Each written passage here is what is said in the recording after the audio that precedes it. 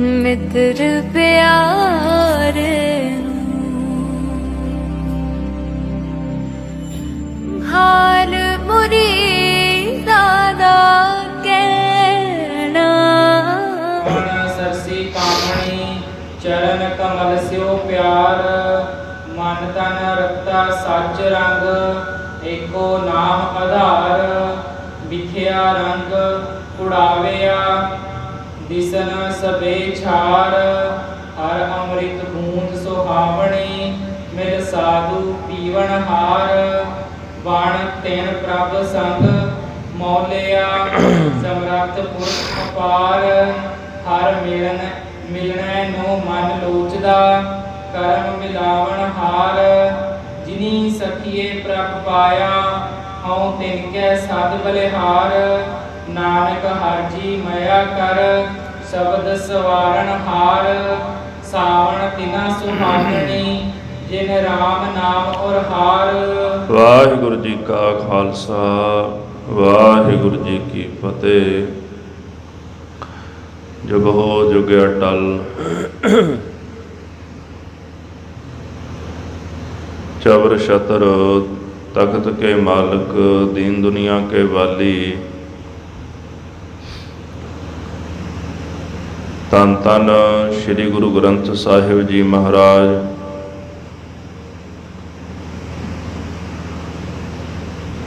सतगुरां दे पावन पवित्र चरना कवलां पास जुड़ बैठी गुरु स्वरूप गुरु खालसा साध संगत आप जी सरबत संगतां संध्या दे पावन दीवाना विच लड़ीवार श्री गुरु पंथ प्रकाश की कथा सरवण करन वास्ते जुड़ बैठे हो।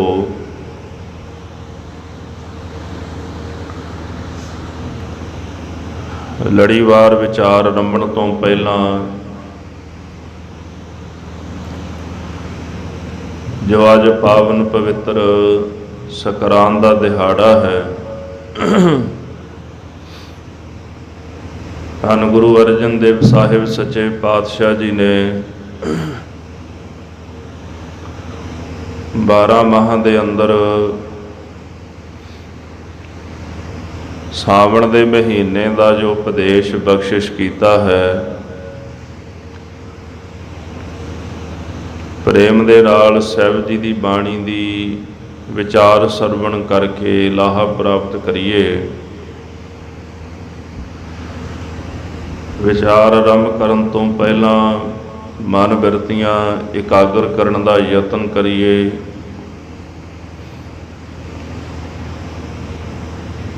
ताकि सतगुरां दा पावन उपदेश साडे हिरदियां विच आ वसे। सुरतियां बिरतियां एकाग्र करन वास्ते सरबत संगतां जपना करो जी। सतनाम श्री वाहिगुरु साहिब जीओ। सतनाम श्री वाहिगुरु साहिब जीओ। सावण सरसी कामणी चरण कमल स्यो प्यार। 12 माह जो बाणी पंजवें पातशाह ने उच्चारण की है। 12 माह माह कहते महीने नूं 12 कहते 12 नूं 12 महीनों का जिवें साल दे विच 12 महीने आउंदे ने हर एक महीने का उपदेश महाराज ने बख्शिया है।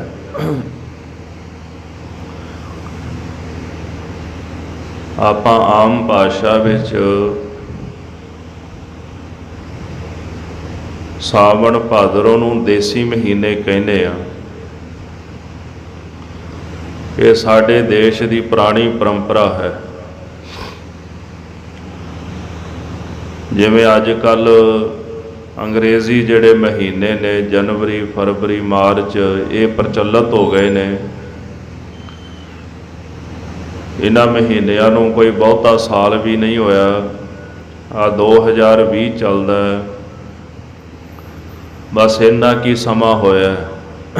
ईसवी सन जिहड़ा बनया है 2000 ਸਾਲ ਪਹਿਲਾਂ ਹੀ ਇਹ ਪ੍ਰਚਲਿਤ ਹੋਏ ਨੇ। ਹਿੰਦੁਸਤਾਨ ਦੇ ਵਿੱਚ ਅੰਗਰੇਜ਼ਾਂ ਦੇ ਆਉਣ ਤੋਂ ਬਾਅਦ ਇਹ ਮਹੀਨੇ ਜਿਹੜੇ ਅੰਗਰੇਜ਼ੀ ਪ੍ਰਚਲਿਤ ਹੋਏ ਸਨ। ਇਸ ਤੋਂ ਪਹਿਲਾਂ ਬਿਕਰਮੀ ਸੰਵਤ ਚੱਲਦਾ ਸੀ। ਜਿਹੜੇ ਦੇਸੀ ਮਹੀਨੇ ਆਪਾਂ ਕਹਿੰਦੇ ਆ ਨਾ, ਸਾਵਣ, ਭਾਦਰੋਂ, ਅੱਸੂ, ਕੱਤੇ ਆਦਿਕ, ਪਹਿਲਾਂ ਇਹੀ ਪ੍ਰਚਲਿਤ ਸਨ। ਸਰਦ ਰੁੱਤ ਆਉਣੀ, ਗਰਮੀ ਦੀ ਰੁੱਤ ਆਉਣੀ, ਵਰਖਾ ਦੀ ਰੁੱਤ ਆਉਣੀ, ਬਸੰਤ ਆਉਣੀ, ਪਤਝੜ ਆਉਣੀ, 6 ਰੁੱਤਾਂ ਆਉਂਦੀਆਂ ਨੇ। ਤੇ ਗੁਰੂ ਗ੍ਰੰਥ ਸਾਹਿਬ ਜੀ ਦੀ ਜਿਤਨੀ ਵੀ ਪਾਵਨ ਬਾਣੀ ਹੈ, ਹਰ ਇੱਕ ਰੁੱਤ ਦੀ ਉਦਾਹਰਣ ਦੇ ਕੇ ਮਨੁੱਖ ਨੂੰ ਸਮਝਾਉਣ ਦਾ ਯਤਨ ਕਰਦੀ ਹੈ। ਸਾਵਣ ਦਾ ਜਿਹੜਾ ਮਹੀਨਾ ਹੈ, ਇਹ ਮੀਂਹ ਦਾ, ਵਰਸ਼ਾ ਦਾ ਮਹੀਨਾ ਮੰਨਿਆ ਜਾਂਦਾ ਹੈ। ਗੁਰੂ ਸਾਹਿਬ ਜੀ ਨੇ ਜਿੰਨੇ ਵੀ ਸ਼ਬਦ ਸਾਵਣ ਦੇ ਪ੍ਰਥਾਏ ਉਚਾਰਨ ਕੀਤੇ ਨੇ, ਸਾਰਿਆਂ ਵਿੱਚ ਹੀ ਮੇਘ ਦੁਆਰਾ ਹਜ਼ੂਰ ਨੇ ਉਪਦੇਸ਼ ਸਾਨੂੰ ਬਖਸ਼ਿਸ਼ ਕੀਤਾ ਹੈ। ਸੱਚਖੰਡ ਸ੍ਰੀ ਹਰਿਮੰਦਰ ਸਾਹਿਬ ਸਾਵਣ ਦੇ ਮਹੀਨੇ ਦੇ ਵਿੱਚ ਮੇਘ ਮਲਾਰ ਰਾਗ ਆਦਿਕ ਪੜ੍ਹਿਆ ਜਾਂਦਾ ਹੈ। ਜਦੋਂ ਵੀ ਰਾਗੀ ਸਿੰਘ ਬਾਣੀ ਦੀ ਰਮਤਾ ਕਰਦੇ ਨੇ, ਇਹ ਰਾਗ ਪੜ੍ਹ ਕੇ ਰਮਤਾ ਕਰਦੇ ਹਨ। ਸੋ ਮਹਾਰਾਜ ਧੰਨ ਗੁਰੂ ਅਰਜਨ ਦੇਵ ਸਾਹਿਬ ਬਖਸ਼ਿਸ਼ ਕਰਦੇ, ਸਾਵਣ ਸਰਸੀ ਕਾਮਣੀ, ਚਰਨ ਕਮਲ ਸਿਓ ਪਿਆਰ। ਸਾਵਣ ਮਹੀਨੇ ਦਾ ਨਾਮ ਹੈ ਸਰਸੀ ਕਾਮਣੀ। ਕਾਮਣੀ ਕਹਿੰਦੇ ਨੇ ਇਸਤਰੀ ਨੂੰ। ਅਸੀਂ ਸੰਸਾਰ ਅੰਦਰ ਜਿੰਨੇ ਵੀ ਜੀਵ ਹਾਂ, ਸਾਰੇ ਹੀ ਜੀਵ ਇਸਤਰੀ ਰੂਪ ਹਾਂ। ਇਹਨੂੰ ਇਸ ਤਰ੍ਹਾਂ ਸਮਝ ਲਓ, ਭਾਵੇਂ ਜਗਤ ਵਿੱਚ ਝਾਤੀ ਮਾਰੀਏ, ਇੱਕ ਪੁਰਸ਼ ਹੁੰਦਾ ਹੈ, ਇੱਕ ਇਸਤਰੀ ਹੁੰਦੀ ਹੈ, ਪਰ ਪਰਮੇਸ਼ਰ ਇੱਕੋ ਹੀ ਪੁਰਸ਼ ਹੈ ਸੰਸਾਰ ਵਿੱਚ। ਜਗ ਮਹਿ ਏਕ ਪੁਰਖ ਹੈ, ਹੋਰ ਸਗਲੀ ਨਾਰ ਸਵਾਈ। ਸਾਰੇ ਸੰਸਾਰ ਵਿੱਚ ਪੁਰਸ਼ ਪਰਮੇਸ਼ਰ ਹੀ ਹੈ ਕੇਵਲ। ਬਾਕੀ ਆਪਾਂ ਜਿੰਨੇ ਵੀ ਜੀਵ ਹਾਂ, ਸਾਰੇ ਇਸਤਰੀ ਰੂਪ ਸਮਝੇ ਜਾਂਦੇ ਆ। ਇਹਦਾ ਕਾਰਨ ਕੀ ਹੈ? ਜਿਵੇਂ ਲੜਕੀ ਮਾਂ ਪਿਓ ਦੇ ਘਰ ਜੰਮਦੀ ਹੈ, ਪਲਦੀ ਹੈ, ਪਰ ਅਖੀਰ ਜਾਣਾ ਤਾਂ ਸਹੁਰੇ ਘਰ ਪੈਂਦਾ ਨਾ। ਇਸ ਸੰਸਾਰ ਵਿੱਚ ਭਾਵੇਂ ਪੁਰਸ਼ ਆਉਂਦਾ ਹੈ, ਭਾਵੇਂ ਇਸਤਰੀ ਆਉਂਦੀ ਹੈ ਤਾਂ ਮਨੁੱਖ ਹੀ। ਅਸੀਂ ਜੰਮਦੇ ਹਾਂ, ਇੱਥੇ ਪਲਦੇ ਹਾਂ। ਜਦੋਂ ਵਾਹਿਗੁਰੂ ਦਾ ਹੁਕਮ ਹੁੰਦਾ ਹੈ, ਉਹਦੇ ਹੁਕਮ ਦੇ ਮੁਤਾਬਕ ਆਪਣੇ ਘਰ ਪਰਮੇਸ਼ਰ ਦੇ ਘਰ ਵਾਪਸ ਤੁਰ ਜਾਂਦੇ ਹਾਂ। ਜਦੋਂ ਸਮਾਂ ਆਉਂਦਾ, ਮਨੁੱਖ ਅਕਾਲ ਚਲਾਣਾ ਕਰ ਜਾਂਦਾ ਹੈ, ਵਾਹਿਗੁਰੂ ਦੇ ਘਰ ਵਿੱਚ ਜਾਂਦਾ ਹੈ। ਸਭਨਾ ਸਹੁਰੈ ਵੰਝਣਾ, ਬਾਣੀ ਦਾ ਫਰਮਾਨ ਹੈ ਵੀ ਸਾਰਿਆਂ ਨੇ ਸਹੁਰੇ ਘਰ ਜਾਣਾ, ਵਾਹਿਗੁਰੂ ਦੇ ਘਰ ਜਾਣਾ। ਸਹੁਰਾ ਘਰ ਤਾਂ ਹੋਇਆ ਕਿਉਂਕਿ ਉਹ ਪਰਮੇਸ਼ਰ ਪੁਰਸ਼ ਹੈ, ਅਸੀਂ ਇਸਤਰੀਆਂ ਹਾਂ। ਇੱਕ ਹੋਰ ਬੜੀ ਗਹਿਰੀ ਗੱਲ ਹੈ, ਦੁਨੀਆ ਦੇ ਵਿੱਚ ਜੇ ਸਭ ਤੋਂ ਜ਼ਿਆਦਾ ਸ਼ਰਧਾ ਤੇ ਝੁਕਣ ਦਾ ਤੇ ਭਗਤੀ ਦਾ ਭਾਵ, ਸ਼ਰਧਾ ਤੇ ਪ੍ਰੇਮ ਜਿਹੜਾ, ਇਹ ਸਭ ਤੋਂ ਜ਼ਿਆਦਾ ਇਸਤਰੀ ਵਿੱਚ ਹੁੰਦਾ ਹੈ। ਇਹ ਵਾਹਿਗੁਰੂ ਨੇ ਗੁਣ ਪਾਏ ਨੇ ਔਰਤ ਦੇ ਵਿੱਚ। ਜਿੰਨੀ ਸ਼ਰਧਾ ਰੱਬ ਦੇ ਪ੍ਰਤੀ, ਧਰਮ ਦੇ ਪ੍ਰਤੀ ਇਸਤਰੀ ਵਿੱਚ ਹੁੰਦੀ, ਪੁਰਸ਼ ਵਿੱਚ ਘੱਟ ਮਿਲਣ ਨੂੰ ਮਿਲਦੀ ਹੈ। ਨਿਮਰਤਾ ਵੀ ਪੁਰਸ਼ ਨਾਲੋਂ ਜ਼ਿਆਦਾ ਹੈ, ਭਗਤੀ ਵੀ ਪੁਰਸ਼ ਨਾਲੋਂ ਜ਼ਿਆਦਾ ਹੈ। ਭਾਵ ਵਾਹਿਗੁਰੂ ਨੇ ਗੁਣ ਪਾਇਆ ਇਸਤਰੀ ਵਿੱਚ ਵੀ। ਆਪਾਂ ਇਉਂ ਸਮਝ ਲਈਏ, ਇਤਿਹਾਸ ਵਿੱਚ ਇੱਕ ਕਥਾ ਆਉਂਦੀ ਹੈ, ਜਦੋਂ ਗੁਰੂ ਤੇਗ ਬਹਾਦਰ ਸਾਹਿਬ ਜੀ ਬਾਬੇ ਬਕਾਲੇ ਦੀ ਧਰਤੀ ਤੋਂ ਸ੍ਰੀ ਦਰਬਾਰ ਸਾਹਿਬ ਆਏ, ਜਿਹੜੇ ਮਸੰਦ ਸਨ ਉਹਨਾਂ ਨੇ ਦਰਬਾਰ ਸਾਹਿਬ ਦੇ ਦਰਵਾਜ਼ੇ ਬੰਦ ਕਰ ਲਏ। ਗੁਰੂ ਸਾਹਿਬ ਨੂੰ ਦਰਬਾਰ ਸਾਹਿਬ ਨਮਸਕਾਰ ਨਹੀਂ ਕਰਨ ਦਿੱਤੀ। ਨੌਵੇਂ ਪਾਤਸ਼ਾਹ ਨੇ ਸਰੋਵਰ ਵਿੱਚ ਇਸ਼ਨਾਨ ਕੀਤਾ। ਅਕਾਲ ਤਖਤ ਸਾਹਿਬ ਦੇ ਸੱਜੇ ਪਾਸੇ ਇੱਕ ਸਥਾਨ ਹੈ ਗੁਰਦੁਆਰਾ ਥੜਾ ਸਾਹਿਬ। ਨੌਵੇਂ ਪਾਤਸ਼ਾਹ ਗੁਰੂ ਤੇਗ ਬਹਾਦਰ ਸਾਹਿਬ ਜੀ ਉੱਥੇ ਬੈਠੇ। ਉੱਥੇ ਬਹਿ ਕੇ ਇੱਕ ਬਚਨ ਕੀਤਾ, ਨਹਿ ਮਸੰਦ ਤੁਮ ਅੰਮ੍ਰਿਤ ਸਰੀਏ ਤ੍ਰਿਸ਼ਨ ਅਗਨ ਤੇ ਅੰਤਰ ਸੜੀਏ। ਵੀ ਤੁਸੀਂ ਜਿਹੜੇ ਮਸੰਦ ਅੰਮ੍ਰਿਤਸਰ ਸਾਹਿਬ ਦੇ ਨਹੀਂ ਹੋ ਸਕਦੇ, ਵੀ ਇਹ ਤਾਂ ਗੁਰੂ ਦੀ ਨਗਰੀ ਹੈ, ਇੱਥੇ ਬਰਕਤਾਂ ਹੀ ਬੜੀਆਂ ਨੇ, ਤੁਸੀਂ ਤ੍ਰਿਸ਼ਨਾ ਤੇ ਅੱਗ ਨਾਲ ਅੰਦਰੋਂ ਸੜੇ ਹੋਏ ਹੋ। ਇੱਥੋਂ ਮਹਾਰਾਜ ਚੱਲ ਕੇ ਇੱਕ ਨਗਰੀ ਵਿੱਚ ਪਹੁੰਚੇ ਤੇ ਇੱਥੋਂ ਦੀਆਂ ਮਾਤਾਵਾਂ ਬੀਬੀਆਂ ਭੈਣਾਂ ਨੂੰ ਜਦੋਂ ਪਤਾ ਲੱਗਿਆ, ਉਹਨਾਂ ਨੇ ਬਹੁਤ ਸਾਰੀ ਸਮੱਗਰੀ, ਦੁੱਧ, ਦਹੀਂ, ਹੋਰ ਕਈ ਪ੍ਰਕਾਰ ਦੇ ਪਦਾਰਥ, ਰਸਤਾਂ ਬਸਤਾਂ ਲੈ ਕੇ ਨੌਵੇਂ ਪਾਤਸ਼ਾਹ ਦੇ ਚਰਨਾਂ ਵਿੱਚ ਮਾਤਾਵਾਂ ਹਾਜ਼ਰ ਹੋਈਆਂ। ਅਰਦਾਸ ਕੀਤੀ, ਮਹਾਰਾਜ ਉਹਨਾਂ ਨੇ ਗਲਤੀ ਕੀਤੀ, ਕਿਰਪਾ ਕਰੋ ਸਾਨੂੰ ਸਾਰਿਆਂ ਨੂੰ ਬਖਸ਼ ਦਿਓ। ਗੁਰੂ ਤੇਗ ਬਹਾਦਰ ਸਾਹਿਬ ਜੀ ਪ੍ਰਸੰਨ ਹੋਏ ਤੇ ਬਚਨ ਕੀਤਾ, ਮਾਈਆਂ ਰੱਬ ਰਜਾਈਆਂ ਭਗਤੀ ਲਾਈਆਂ। ਕਿ ਜਿਹੜੀਆਂ ਮਾਈਆਂ ਰੱਬ ਦੀ ਰਜ਼ਾ ਵਿੱਚ ਰਹਿਣ ਵਾਲੀਆਂ, ਤੇ ਵਾਹਿਗੁਰੂ ਨੇ ਇਹਨਾਂ ਨੂੰ ਆਪਣੀ ਭਗਤੀ ਵਿੱਚ ਲਾਇਆ। ਭਾਵ ਕਹਿਣ ਦਾ ਇਹ ਹੈ ਕਿ ਜਿਹੜੀ ਨਿਮਰਤਾ ਔਰਤ ਵਿੱਚ, ਬੀਬੀ ਵਿੱਚ ਹੈ ਨਾ, ਜਦੋਂ ਧਰਮ ਦੇ ਮਾਰਗ ਦੇ ਰਾਹ ਉੱਤੇ ਕੋਈ ਤੁਰਦਾ ਹੈ, ਉਹ ਵੀ ਆਪਣੇ ਅੰਦਰ ਨਿਰਮਾਣਤਾ, ਭਗਤੀ, ਪ੍ਰੇਮ, ਭਾਵਨਾ, ਇਹ ਸਭ ਕੁਝ ਧਾਰਨ ਕਰ ਲੈਂਦਾ ਹੈ ਤੇ ਉਹ ਪਰਮੇਸ਼ਰ ਨੂੰ ਆਪਣਾ ਮਾਲਕ, ਆਪਣਾ ਪਤੀ ਸਮਝਦਾ ਹੈ ਤੇ ਆਪਣੇ ਆਪ ਨੂੰ ਇਸਤਰੀ ਰੂਪ ਸਮਝਦਾ ਹੈ। ਵਾਹਿਗੁਰੂ ਤੂੰ ਸਾਡਾ ਮਾਲਕ ਤੇ ਅਸੀਂ ਆਪ ਜੀ ਦੇ ਬਣਾਏ ਜੀਵ ਇਸਤਰੀ ਰੂਪ ਹਾਂ। ਖੈਰ ਸਮਾਂ ਸੰਕੋਚਵਾਂ ਹੈ, ਆਖਰੀ ਵਿਚਾਰ ਆਪਾਂ ਸਰਵਣ ਕਰੀਏ। ਸਾਵਣ ਸਰਸੀ ਕਾਮਣੀ ਚਰਨ ਕਮਲ ਸਿਓ ਪਿਆਰ। ਕਾਮਣੀ ਦਾ ਆਖਰੀ ਅਰਥ ਹੈ ਇਸਤਰੀ।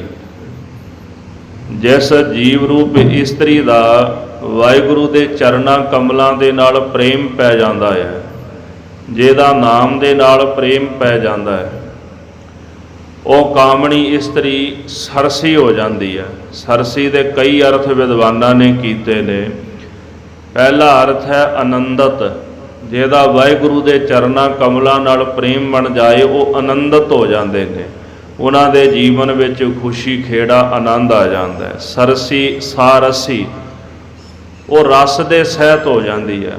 ਵਾਹਿਗੁਰੂ ਦੇ ਚਰਨਾਂ ਕਮਲਾਂ ਨਾਲ ਪ੍ਰੇਮ ਬਣਨ ਕਰਕੇ ਉਹਨਾਂ ਦੇ ਜੀਵਨ ਵਿੱਚ ਵਾਹਿਗੁਰੂ ਦੇ ਪ੍ਰੇਮ ਦਾ ਰਸ ਭਰ ਜਾਂਦਾ ਹੈ। ਹੁਣ ਤੁਸੀਂ ਵੇਖੋ, ਫਲ ਦੇ ਵਿੱਚ ਰਸ ਭਰ ਜਾਏ ਨਾ, ਜਦੋਂ ਟਾਹਣੀ ਨਾਲ ਲੱਗਿਆ ਹੋਇਆ ਫਲ ਜਿੰਨਾ ਉਹ ਮਿੱਠਾ ਹੁੰਦਾ ਹੈ, ਰਸ ਭਰਦਾ ਨਾ, ਟਾਹਣੀ ਓਨੀ ਚੁੱਕਦੀ ਹੈ। ਪਰਮੇਸ਼ਰ ਦੇ ਪਿਆਰਿਆਂ ਅੰਦਰ ਜਿਤਨਾ ਵੀ ਪ੍ਰੇਮ ਦਾ ਰਸ ਭਰਦਾ, ਓਨੀ ਜ਼ਿਆਦਾ ਨਿਮਰਤਾ ਹਿਰਦੇ ਦੇ ਵਿੱਚ ਉਹਨਾਂ ਦੀ ਆਉਂਦੀ ਹੈ।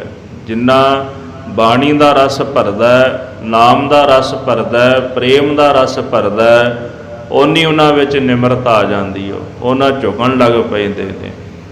ਇਸ ਕਰਕੇ ਜਿਸ ਜੀਵ ਰੂਪ ਇਸਤਰੀ ਦਾ ਵਾਹਿਗੁਰੂ ਦੇ ਚਰਨਾਂ ਕਮਲਾਂ ਨਾਲ ਪ੍ਰੇਮ ਬਣ ਜਾਂਦਾ ਹੈ, ਉਹ ਰਸ ਦੇ ਸਹਿਤ ਹੋ ਜਾਂਦੀ ਹੈ, ਅਧਿਕਤ ਆਨੰਦਿਤ ਹੋ ਜਾਂਦੀ ਹੈ।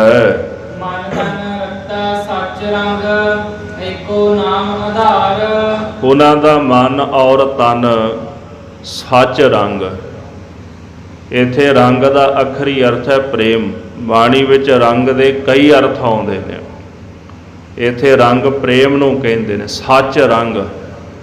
ਉਹਨਾਂ ਦਾ ਮਨ ਤੇ ਤਨ ਵਾਹਿਗੁਰੂ ਦੇ ਸੱਚੇ ਪ੍ਰੇਮ ਦੇ ਨਾਲ ਰਤਿਆ ਜਾਂਦਾ ਹੈ।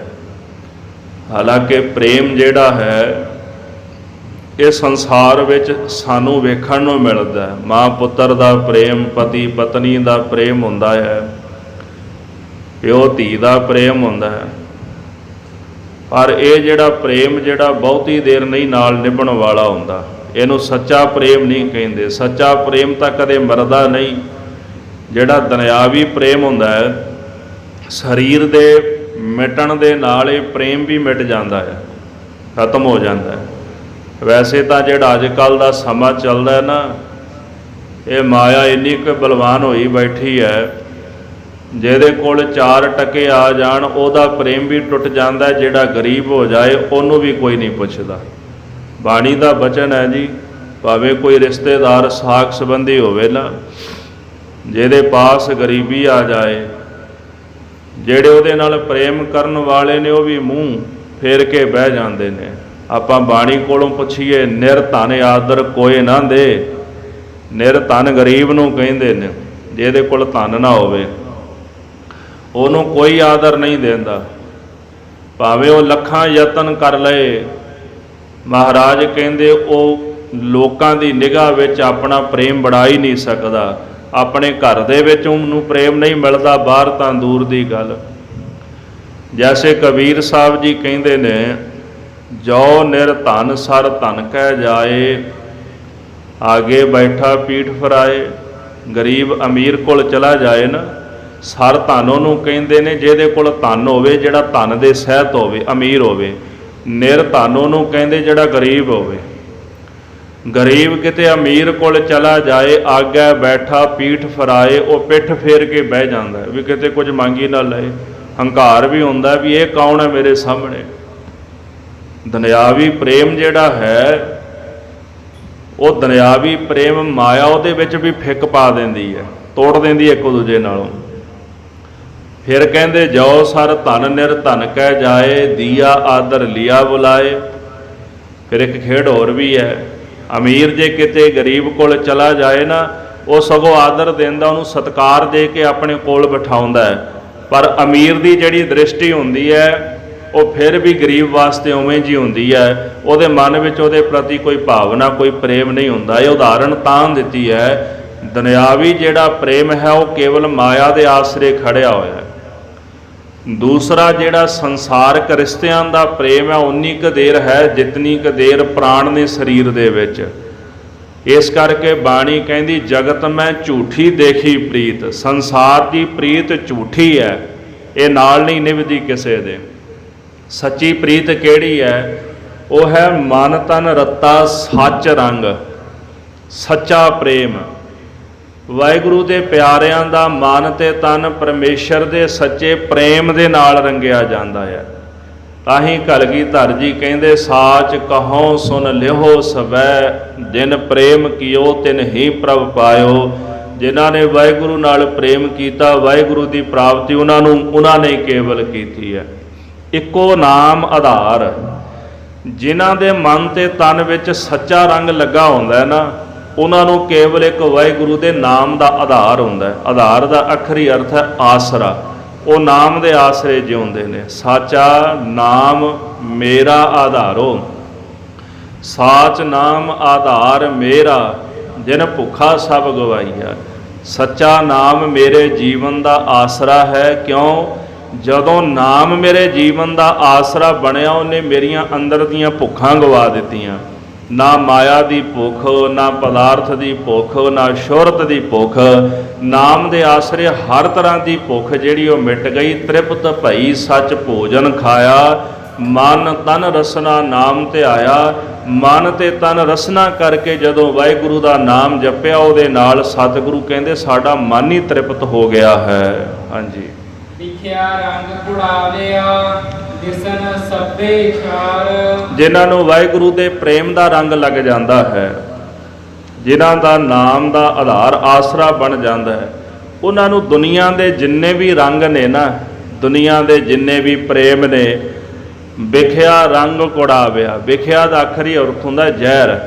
ਉਹਨਾਂ ਨੂੰ ਸੰਸਾਰ ਦੇ ਜ਼ਹਿਰ ਰੂਪੀ ਜਿਹੜੇ ਪਦਾਰਥ ਨੇ ਨਾ, ਇਹਨਾਂ ਪਦਾਰਥਾਂ ਦਾ ਰੰਗ ਕਹੀਏ ਪ੍ਰੇਮ ਝੂਠਾ ਨਜ਼ਰ ਆਉਣ ਲੱਗ ਪੈਂਦਾ। ਫਿਰ ਉਹ ਪਦਾਰਥਾਂ ਦੇ ਨਾਲ ਪ੍ਰੇਮ ਨਹੀਂ ਪਾਉਂਦੇ। ਉਹਨਾਂ ਨੂੰ ਪਤਾ ਵੀ ਮਾਇਆ ਅੱਜ ਹੈਗੀ ਹੈ, ਕੱਲ੍ਹ ਨੂੰ ਤੁਰ ਜਾਣੀ ਹੈ। ਅੱਜ ਸਰੀਰ ਸਾਡੇ ਕੋਲ ਹੈ, ਅੱਜ ਪਹਿਲਾਂ ਬੱਚਾ ਹੈ, ਫਿਰ ਜਵਾਨ ਹੁੰਦਾ, ਫਿਰ ਵੱਡਾ ਹੋ ਜਾਂਦਾ ਹੈ। ਜਦੋਂ ਬਜ਼ੁਰਗ ਹੋ ਜਾਏ ਫਿਰ ਥੋੜ੍ਹਾ ਕੋਈ ਪੁੱਛਦਾ ਹੁੰਦਾ। ਜਵਾਨ ਹੋਵੇ ਸਾਰੇ ਪੁੱਛਦੇ ਨੇ, ਬਜ਼ੁਰਗ ਹੋ ਜਾਏ ਕੋਈ ਨਹੀਂ ਪੁੱਛਦਾ। ਪਤਾ ਵੀ ਹੁਣ ਇਹਨੇ ਕਿਹੜਾ ਪੈਸੇ ਕਮਾ ਕੇ ਦੇਣੇ ਨੇ। ਉਹ ਮੱਝ ਵਾਲੀ ਗੱਲ ਹੋ ਜਾਂਦੀ ਹੈ ਜਾਂ ਗਾਈ ਵਾਲੀ ਗੱਲ ਹੋ ਜਾਂਦੀ ਹੈ। ਜਿਵੇਂ ਜਿੰਨੀ ਦੇਰ ਤੱਕ ਤਾਂ ਦੁੱਧ ਦਿੰਦੇ ਨੇ, ਉਨੀ ਦੇਰ ਤੱਕ ਪੱਠੇ ਵੀ ਪੈਂਦੇ ਨੇ। ਅਤੇ ਜਦੋਂ ਹੁਣ ਪੱਠੇ ਜਦੋਂ ਉਹ ਦੁੱਧ ਦੇਣਾ ਬੰਦ ਕਰ ਜਾਏ, ਤੇ ਫਿਰ ਜਾ ਕੇ ਬਾਹਰ ਛੱਡ ਆਉਂਦੇ ਨੇ, ਸੜਕ 'ਤੇ ਛੱਡ ਆਉਂਦੇ ਨੇ। ਬੁੱਚੜਾਂ ਦੇ ਹਵਾਲੇ ਕਰ ਦਿੱਤੀ। ਕਿਉਂ? ਫਿਰ ਪੱਠੇ ਨਹੀਂ ਪੈਂਦੇ। ਕੌਣ ਪੱਠੇ ਪਾਏ? ਹੁਣ ਦੁੱਧ ਨਹੀਂ ਦਿੰਦੀ। ਸਾਰੀ ਉਮਰ ਦੁੱਧ ਪੀ ਪੀ ਕੇ ਉਹਦਾ ਹੁਣ ਉਹ ਪਸ਼ੂ ਜਿਹੜਾ ਜਦੋਂ ਦੁੱਧ ਧੋਈਣਾ ਹੋ ਗਿਆ ਤੇ ਹੁਣ ਉਹਦੇ ਕੋਲ ਉਹਨੂੰ 4 ਪੱਠੇ ਨਹੀਂ ਪੈਂਦੇ ਵਿਚਾਰੇ ਨੂੰ। ਮਤਲਬ ਹੈ ਨਾ ਬੰਦੇ ਦਾ, ਮਤਲਬ ਹੈ ਤੇ ਪੱਠੇ ਪੈ ਰਹੇ ਨੇ, ਨਹੀਂ ਮਤਲਬ ਤੇ ਫਿਰ ਨਹੀਂ ਪੱਠੇ ਪੈਂਦੇ। ਤੇਨ ਦੁਦੈ ਤੇ ਬਾਹਰੀ ਕਿਤੈ ਨਾ ਆਵੇ ਕਾਮ, ਇਹ ਵੀ 12 ਮਹਾਂ ਦਾ ਬਚਨ ਹੈ। ਜਿਹੜੀ ਧੇਨ ਕਹੀਏ ਗਾਂ ਦੁੱਧ ਤੋਂ ਬਿਨਾ ਹੈ ਉਹ ਕਿਸੇ ਕੰਮ ਨਹੀਂ ਆਉਂਦੀ। ਤੇ ਸੁਭਾਵਕ ਹੈ ਜਿਹੜਾ ਬੰਦਾ ਮਾਇਆ ਕਮਾਣੀ ਛੱਡ ਦੇ, ਬਜ਼ੁਰਗ ਹੋ ਜਾਏ, ਫਿਰ ਉਹਦਾ ਹਾਲ ਵੀ ਵਿਚਾਰੀ ਉਹ ਗਊ ਵਾਲਾ ਹੀ ਹੋ ਜਾਂਦਾ ਹੈ। ਬਲਦ ਜਦੋਂ ਬਜ਼ੁਰਗ ਹੋ ਜਾਂਦਾ, ਹੁਣ ਜੋਇਆ ਨਹੀਂ ਜਾਂਦਾ ਖੇਤਾਂ ਦੇ ਵਿੱਚ, ਤੇ ਆਖਦੇ ਵੀ ਹੁਣ ਖੋਲ ਦਿਓ ਇਹਨੂੰ, ਕਿਉਂ ਹੁਣ ਕਿਸੇ ਕੰਮ ਨਹੀਂ ਆਉਣਾ। ਇਸ ਕਰਕੇ ਕਹਿਣ ਤੋਂ ਭਾਵ ਕਿ ਰੱਬ ਦੇ ਜਿਹੜੇ ਪਿਆਰੇ ਨੇ ਉਹਨਾਂ ਨੂੰ ਦੁਨੀਆ ਦੇ ਜਿਤਨੇ ਵੀ ਪਦਾਰਥ ਜ਼ਹਿਰ ਰੂਪ ਜਾਪਦੇ ਨੇ ਵੀ ਇਹ ਜ਼ਹਿਰ ਹੀ ਹੈ, ਇਹਨਾਂ ਨੂੰ ਖਾ ਕੇ ਨੁਕਸਾਨ ਹੋਣਾ ਹੈ। ਇਸ ਕਰਕੇ ਉਹਨਾਂ ਨੂੰ ਇਹ ਪਦਾਰਥ ਜਿੰਨੇ ਨੇ ਝੂਠੇ ਨਜ਼ਰ ਆਉਂਦੇ ਨੇ, ਦਿਸਣ ਸਭੇ ਛਾਰ, ਇਹਨਾਂ ਨੂੰ ਸਵਾ ਰੂਪ ਨਜ਼ਰ ਆਉਂਦੇ ਨੇ, ਦਿਸਦੇ ਨੇ। ਛਾਰ ਦਾ ਆਖਰੀ ਅਰਥ ਹੁੰਦਾ ਸਵਾ। ਮੈਂ ਇੱਕ ਮੌਲਾਨਾ ਸੀ, ਉਹਦੀ ਤਕਰੀਰ ਸੁਣ ਰਿਹਾ ਸੀ, ਬਾ ਕਮਾਲ ਸੀ। ਉਹਨੇ ਆਪਣੀ ਗੱਲ ਦੱਸੀ ਵੀ ਮੈਂ ਇੱਕ ਦਿਨ ਗੱਡੀ 'ਚ ਜਾਂਦਾ ਸੀਗਾ ਤੇ ਮੈਨੂੰ ਇੱਕ ਬਜ਼ੁਰਗ ਕਹਿ ਲਓ, ਉਹਨੇ ਫਕੀਰ ਸ਼ਬਦ ਵਰਤਿਆ। ਇੱਕ ਫਕੀਰ ਸੀਗਾ ਤੇ ਸੜਕ ਦੇ ਪਰਲੇ ਪਾਸੇ ਖਲੋਤਾ ਹੋਇਆ ਤੇ ਉਹਨੇ ਰੋਡ ਨੂੰ ਪਾਰ ਕਰਨਾ ਸੀ। ਮੈਂ ਉਹਨੂੰ ਦੇਖਦਾ ਰਿਹਾ ਵੀ ਉਹਨੂੰ ਸਮਾਂ ਨਹੀਂ ਮਿਲਿਆ। ਲੋਕ ਲੰਘ ਰਹੇ ਸਨ, ਕਿਸੇ ਨੇ ਗੱਡੀ ਰੋਕ ਕੇ ਯਤਨ ਨਹੀਂ ਕੀਤਾ ਵੀ ਉਹਨੂੰ ਰੋਡ ਪਾਰ ਕਰਾ ਦਈਏ ਜਾਂ ਲੰਘਣ ਨੂੰ ਸਮਾਂ ਦੇ ਦਈਏ। ਕਹਿੰਦਾ ਮੈਂ ਆਪਣੀ ਗੱਡੀ 'ਚੋਂ ਨਿਕਲਿਆ, ਮੈਂ ਦੌੜ ਕੇ ਗਿਆ, ਮੈਂ ਉਹਨੂੰ ਫੜਿਆ, ਆਖਿਆ ਵੀ ਚਲੋ ਬਜ਼ੁਰਗੋ ਮੈਂ ਤੁਹਾਨੂੰ ਸੜਕ ਪਾਰ ਕਰਾ ਦਿੰਦਾ। ਕਹਿੰਦੇ ਮੈਂ ਉਹਨੂੰ ਸੜਕ ਪਾਰ ਕਰਾ ਦਿੱਤੀ। ਵੀ ਮੈਂ ਜੇਬ 'ਚ ਹੱਥ ਮਾਰਿਆ ਵੀ 100 ਪਤਾ ਨਹੀਂ 500 ਜਿੰਨਾ ਸੀ ਨਾ, ਮੈਂ ਉਹਦੀ ਤਲੀ ਤੇ ਰੱਖ ਦਿੱਤਾ ਤੇ ਤਲੀ ਤੇ ਰੱਖ ਕੇ ਆਖਿਆ ਵੀ ਬਾਬਾ ਜੀ ਇਹ ਰੱਖ ਲਓ, ਮਾਇਆ ਤੁਹਾਡੇ ਕੰਮ ਆਏਗੀ। ਕਹਿੰਦੇ ਉਹਨਾਂ ਨੇ ਹੱਥ ਐਂ ਕੀਤਾ, ਸੁਆਹ ਬਣ ਗਈ, ਕਹਿੰਦੇ ਉੱਡ ਗਈ। ਆਖਦਾ ਮੌਲਵੀ ਜੀ ਮੇਰੇ ਲਈ ਆਈ ਹੈ ਬਸ, ਤੇਰੇ ਲਈ ਪਤਾ ਨਹੀਂ ਕੀ ਹੋਵੇਗੀ। ਉਹਦਾ ਕਹਿਣ ਦਾ ਮਤਲਬ ਵੀ ਮੇਰੇ ਲਈ ਸੁਆਹ ਹੀ ਹੈ, ਤੇਰੇ ਲਈ ਮਾਇਆ ਹੋਵੇਗੀ ਪਰ ਮੇਰੇ ਲਈ ਸੁਆਹ ਹੈ। ਕਹਿੰਦਾ ਮੈਂ ਵੇਖ ਕੇ ਠੰਬਰ ਗਿਆ, ਪਤਾ ਨਹੀਂ ਕੋਈ ਰੱਬੀ ਰੂਹ ਸੀ। ਨੋਟ ਹੱਥ ਦੇ ਵਿੱਚ ਆਇਆ ਤੇ ਉਹਨੇ ਹੱਥ ਐਂ ਕੀਤਾ ਤੇ ਸੁਆਹ ਬਣਾ ਕੇ ਉਡਾ ਦਿੱਤਾ। ਇਹ ਹੁੰਦੇ ਨੇ ਪ੍ਰਭੂ ਦੇ ਪਿਆਰੇ, ਉਹਨਾਂ ਵਾਸਤੇ ਸਾਰੀਆਂ ਜਿਹੜੀਆਂ ਚੀਜ਼ਾਂ ਛਾਰ ਸੁਆਹ ਰੂਪ ਹੁੰਦੀਆਂ ਨੇ। ਇਸ ਕਰਕੇ ਮਹਾਰਾਜ ਕਹਿੰਦੇ ਦਿਸਣ ਸਭੇ ਛਾਰ, ਸਾਰਾ ਕੁਝ ਜਿਹੜੇ ਵਾਹਿਗੁਰੂ ਦੇ ਪ੍ਰੇਮ ਦੇ ਰੰਗ ਵਿੱਚ ਰਤੇ ਉਹਨਾਂ ਨੂੰ ਸਭ ਕੁਝ ਸੁਆਹ ਰੂਪ ਨਜ਼ਰ ਆਉਂਦਾ ਹੈ। ਹਰ ਅੰਮ੍ਰਿਤ ਬੂੰਦ ਸੁਹਾਵਣੀ ਮਿਲ ਸਾਧੂ ਪੀਵਣ ਹਾਰ। ਪਰਮੇਸ਼ਰ ਦੇ ਨਾਮ ਦੀ ਜਿਹੜੀ ਅੰਮ੍ਰਿਤ ਬੂੰਦ ਹੈ, ਅੰਮ੍ਰਿਤ ਕਿਹਨੂੰ ਕਹਿੰਦੇ ਨੇ? ਜਿਹੜਾ ਮੌਤ ਦਾ ਭੈ ਖਤਮ ਕਰਦਾ ਹੈ ਅੰਦਰੋਂ, ਜਿਹੜਾ ਮਨੁੱਖ ਨੂੰ ਸਦਾ ਲਈ ਅਮਰ ਕਰਦਾ ਹੈ। ਅੰਮ੍ਰਿਤ ਪੀਵੋ ਸਦਾ ਚਿਰ ਜੀਵੋ। ਸਾਹਿਬ ਨੇ ਫਰਮਾਨ ਕੀਤਾ ਕਿ ਨਾਮ ਦਾ ਅੰਮ੍ਰਿਤ ਛਕੋ ਭਾਈ, ਸਦਾ ਲਈ ਜੀਵਤ ਹੋ ਜਾਓਗੇ। ਅੰਮ੍ਰਿਤ ਨਾਮ ਨਿਧਾਨ ਹੈ, ਮਿਲ ਪੀਵੋ ਭਾਈ। ਪਰਮੇਸ਼ਰ ਦਾ ਜਿਹੜਾ ਨਾਮ ਰੂਪੀ ਅੰਮ੍ਰਿਤ ਹੈ, ਇਹ ਅੰਮ੍ਰਿਤ ਦੀ ਜਿਹੜੀ ਬੂੰਦ ਹੈ ਨਾ, ਨਾਮ ਦੀ ਬੂੰਦ ਸੁਹਾਵਣੀ ਸ਼ੋਭਨੀਕ ਹੈ। ਪਰ ਕਹਿੰਦੇ ਮਿਲ ਸਾਧੂ ਪੀਵਣ ਹਾਰ, ਸਾਧੂ ਸਾਧਨਾ ਕਰਨ ਵਾਲੇ ਵਾਹਿਗੁਰੂ ਦੇ ਪ੍ਰੇਮੀ ਜਿਹੜੇ ਨੇ, ਉਹਨਾਂ ਦੀ ਸੰਗਤ ਦੇ ਵਿੱਚ ਮਿਲ ਕੇ ਫਿਰ ਨਾਮ ਦੀ ਅੰਮ੍ਰਿਤ ਬੂੰਦ ਛਕੀ ਦੀ ਹੈ। ਭਾਵ ਸਾਧੂਆਂ ਦੀ ਸੰਗਤ, ਰੱਬ ਦੇ ਪਿਆਰਿਆਂ ਦੀ ਸੰਗਤ ਵਿੱਚ ਬਹਿ ਕੇ ਫਿਰ ਨਾਮ ਜਪਣ ਰੂਪੀ ਅੰਮ੍ਰਿਤ ਛਕੀ ਦਾ ਹੈ। ਵਣ ਤੇ ਪ੍ਰਭ ਸੰਗ ਮੌਲਿਆ ਸਮਰੱਥ ਪੁਰਖ ਅਪਾਰ। ਜੋ ਵਾਹਿਗੁਰੂ ਸਮਰੱਥ ਹੈ, ਅਪਾਰ ਪਾਰਾਵਾਰ ਤੋਂ ਰਹਿਤ ਹੈ।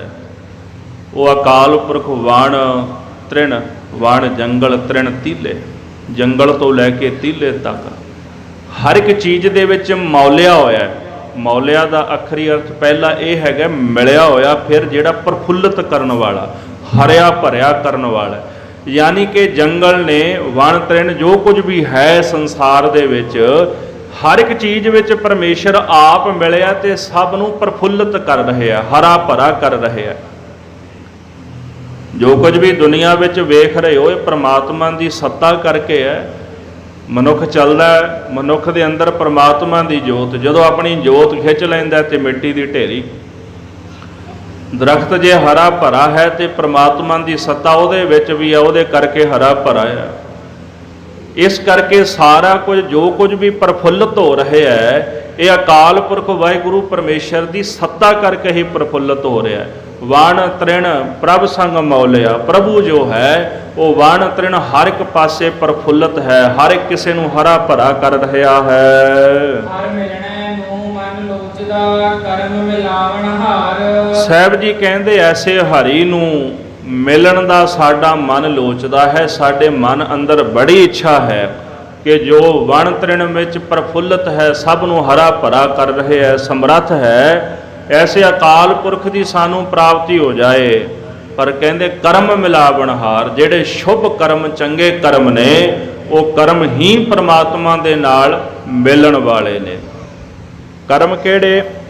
ਕਰਮ ਉਹ ਵੱਡਾ ਹੁੰਦਾ ਹੈ ਜਿਹੜਾ ਕਰਮ ਵਾਹਿਗੁਰੂ ਨਾਲ ਮਿਲਦਾ ਹੈ। ਵੈਸੇ ਤਾਂ ਸੁਭਾਵਿਕ ਹੈ ਦੁਨੀਆ ਦੇ ਵਿੱਚ ਕੋਈ ਵੀ ਪਦਾਰਥ ਵੱਡਾ ਨਹੀਂ, ਪੈਸਾ ਵੱਡਾ ਹੈ। ਪੈਸੇ ਨਾਲ ਹਰ ਇੱਕ ਪਦਾਰਥ ਖਰੀਦਿਆ ਜਾ ਸਕਦਾ ਹੈ, ਪਦਾਰਥ ਨਾਲ ਤੁਸੀਂ ਪੈਸਾ ਨਹੀਂ ਖਰੀਦ ਸਕਦੇ। ਜਿਹੜੇ ਕਰਮ ਨੂੰ ਕਰਕੇ ਰੱਬ ਮਿਲ ਜਾਏ ਉਹ ਕਰਮ ਵੱਡਾ ਮੰਨਿਆ ਜਾਂਦਾ ਹੈ।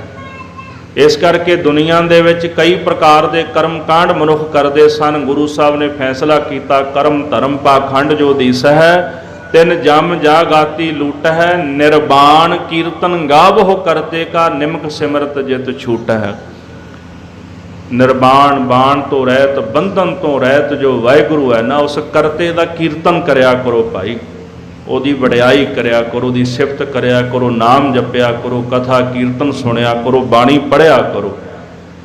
ਇਹ ਕਰਮ ਜਿਹੜੇ ਨੇ ਜੇ ਕੋਈ ਨਿਮਖ ਮਾਤਰ ਵੀ ਕਰ ਲਏ ਉਹ ਪਰਮਾਤਮਾ ਨੂੰ ਨਿਮਖ ਮਾਤਰ ਸਿਮਰਦਿਆਂ ਹੀ ਛੁੱਟ ਜਾਂਦਾ, ਉਹਦੇ ਬੰਧਨ ਟੁੱਟ ਜਾਂਦੇ। ਇਹ ਜਿੰਨੇ ਕਰਮ ਅਸੀਂ ਕਰ ਰਹੇ ਆ ਨਾ ਇਹ ਕਰਮ ਸਭ ਤੋਂ ਉੱਤਮ ਨੇ, ਸਭ ਤੇ ਉੱਤਮ ਹਰਿ ਕੀ ਕਥਾ। ਇਸੇ ਕਰਕੇ ਮਹਾਰਾਜ ਨੇ ਕਿਹਾ ਵੀ ਸਭ ਤੋਂ ਉੱਤਮ ਹਰੀ ਦੀ ਕਥਾ ਹੈ, ਸਭ ਤੋਂ ਵੱਡਾ ਹਰੀ ਦਾ ਕੀਰਤਨ ਹੈ। ਕਿਉਂ? ਉਹਦਾ ਕੀਰਤਨ ਕਰਕੇ, ਉਹਦੀ ਕਥਾ ਕਰਕੇ ਉਹਦੀ ਪ੍ਰਾਪਤੀ ਹੋ ਜਾਂਦੀ ਹੈ। ਇਹ ਕਰਮ ਸਭ ਤੋਂ ਵੱਡੇ ਨੇ। ਇਹੀ ਕਰਮ ਹਨ ਜਿਹੜੇ ਵਾਹਿਗੁਰੂ ਦੇ ਨਾਲ ਮਿਲ ਸਕਦੇ ਨੇ। ਇਸੇ ਕਰਕੇ ਪਿਛਲੀ ਪੰਕਤੀ ਵਿੱਚ ਬਚਨ ਕਿਹਾ ਜੀ ਕਿ ਭਾਈ ਜਿਹੜਾ ਮਨੁੱਖ ਪ੍ਰਭੂ ਨੂੰ ਮਿਲਣਾ ਚਾਹੁੰਦਾ, ਜੋ ਅੰਮ੍ਰਿਤ ਬੂੰਦ ਨਾਮ ਦੀ ਬੂੰਦ ਛਕਣਾ ਚਾਹੁੰਦਾ, ਮਿਲ ਸਾਧੂ ਪੀਵਨਹਾਰ, ਉਹ ਸਾਧੂਆਂ ਦੀ ਸੰਗਤ, ਗੁਰੂ ਦੀ ਸੰਗਤ ਵਿੱਚ ਬਹਿ ਕੇ ਹੀ ਨਾਮ ਦੀ ਅੰਮ੍ਰਿਤ ਬੂੰਦ ਛਕ ਸਕਦਾ ਹੈ। ਇਸ ਕਰਕੇ ਇਹੋ ਜਿਹੇ ਜਿਹੜੇ ਚੰਗੇ ਕਰਮ ਹਨ ਉਹ ਪਰਮੇਸ਼ਰ ਅਕਾਲ ਪੁਰਖ ਦੇ ਨਾਲ ਮਿਲਣ ਵਾਲੇ ਹਨ। ਜਿਨੀ ਸਖੀਏ ਪ੍ਰਭ ਪਾਇਆ, ਹਉ ਤਿਨ ਕੈ ਸਤ ਬਲਿਹਾਰ। ਜਿਨ੍ਹਾਂ ਸਖੀਆਂ ਨੇ, ਜਿਨ੍ਹਾਂ ਮਹਾਂਪੁਰਸ਼ਾਂ ਨੇ, ਸਖੀਆਂ ਸ਼ਬਦ ਤਾਂ ਵਰਤਿਆ, ਕੋਈ ਮਨੁੱਖ ਇਹ ਕਹਿ ਸਕਦਾ ਹੈ ਨਾ ਵੀ ਇੱਕ ਔਰਤ ਹੋਵੇ ਤੇ ਉਹ ਕਹਿੰਦੀ ਵੀ ਆ ਮੇਰੀ ਸਖੀ ਆ, ਮੇਰੀ ਸਹੇਲੀ ਆ, ਬੰਦਾ ਕਹੇ ਗੱਲ ਨਹੀਂ ਨਾ ਬਣਦੀ। ਪਰ ਸਖੀਆਂ ਸ਼ਬਦ ਤਾਂ ਵਰਤਿਆ ਕਿਉਂਕਿ ਮੁੱਢ ਵਿੱਚ ਕਾਮਣੀ ਸ਼ਬਦ ਆਇਆ, ਸਾਵਣ ਸਰਸੀ ਕਾਮਣੀ। ਜੀਵ ਨੂੰ ਜੀਵ ਰੂਪੀ ਇਸਤਰੀ ਆਖਿਆ ਮਹਾਰਾਜ ਨੇ। ਮਹਾਰਾਜ ਕਹਿੰਦੇ ਨੇ ਕਿ ਮੈਂ ਜੀਵ ਰੂਪੀ ਇਸਤਰੀ, ਮੈਂ ਯਤਨ ਕਰ ਰਹੀ ਹਾਂ ਕਿ ਮੈਂ ਉਸ ਮਾਲਕ ਵਾਹਿਗੁਰੂ ਨੂੰ ਪ੍ਰਾਪਤ ਕਰ ਲਵਾਂ। ਪਰ ਨਾਲ ਕਹਿ ਦਿੱਤਾ ਜੀ ਜਿਨੀ ਸਖੀਏ ਸਹੁ ਪਾਇਆ, ਜਿਨ੍ਹਾਂ ਮੇਰੀਆਂ ਸਖੀਆਂ ਨੇ, ਭਾਵ ਰੱਬ ਦੇ ਪਿਆਰਿਆਂ ਨੇ, ਉਸ ਸਹੁ ਅਕਾਲ ਪੁਰਖ ਵਾਹਿਗੁਰੂ ਪਰਮੇਸ਼ਰ ਦੀ ਪ੍ਰਾਪਤੀ ਕਰ ਲਈ। ਜਿਨੀ ਸਖੀਏ ਪ੍ਰਭ ਪਾਇਆ, ਹਉ ਤਿਨ ਕੈ ਸਦ ਬਲਿਹਾਰ। ਉਹਨਾਂ ਸਖੀਆਂ ਤੋਂ, ਮਹਾਂਪੁਰਸ਼ਾਂ ਤੋਂ ਮੈਂ ਬਲਿਹਾਰ ਜਾਂਦਾ, ਵਾਰੇ ਵਾਰੇ ਜਾਂਦਾ ਹਾਂ। ਨਾਨਕ ਹਰਿ ਜੀ ਮਇਆ ਕਰ, ਸ਼ਬਦ ਸਵਾਰਨ ਹਾਰ। ਗੁਰੂ ਅਰਜਨ ਦੇਵ ਸਾਹਿਬ ਜੀ ਕਹਿੰਦੇ ਹੇ ਵਾਹਿਗੁਰੂ ਜੀ, ਹੇ ਅਕਾਲ ਪੁਰਖ ਜੀ, ਮੇਰੇ ਤੇ ਮਇਆ ਕਰੋ। ਮਇਆ ਦਾ ਭਾਵ ਮੇਰੇ ਤੇ ਕਿਰਪਾ ਕਰੋ, ਕਿਉਂਕਿ ਉਹ ਆਪਣੀ ਕਿਰਪਾ ਕਰਕੇ ਸ਼ਬਦ ਸਵਾਰਨਹਾਰ, ਗੁਰੂ ਦੇ ਸ਼ਬਦ ਰਾਹੀਂ, ਗੁਰੂ ਦੇ ਉਪਦੇਸ਼ ਰਾਹੀਂ ਮਨੁੱਖ ਦਾ ਜੀਵਨ ਸਵਾਰ ਦਿੰਦੇ ਨੇ। ਕੈਸੇ ਸਵਾਰਦੇ ਨੇ? ਸਾਵਣ ਆਉਂਦਾ, ਮੀਂਹ ਪੈਂਦਾ ਹੈ, ਤੇ ਗੁਰੂ ਸਾਹਿਬ ਕੌਣ ਨੇ? ਸਾਡਾ ਜਿਹੜਾ ਜੀਵਨ ਹੈ ਨਾ, ਮਨੁੱਖਾ ਸਰੀਰ, ਇਹ ਸਾਵਣ ਦਾ ਮਹੀਨਾ ਹੈ ਤੇ ਗੁਰੂ ਸਾਹਿਬ ਬੱਦਲ ਰੂਪ ਨੇ। ਤੇ ਫਿਰ ਮਹਾਰਾਜ ਜਦੋਂ ਸਿੱਖ ਤੇ ਤਰੁੱਠਦੇ ਨੇ ਨਾ, ਪ੍ਰਸੰਨ ਹੁੰਦੇ ਨੇ, ਤੇ ਫਿਰ ਮਹਾਰਾਜ ਉਪਦੇਸ਼ ਦੀ ਵਰਖਾ ਕਰਦੇ ਨੇ।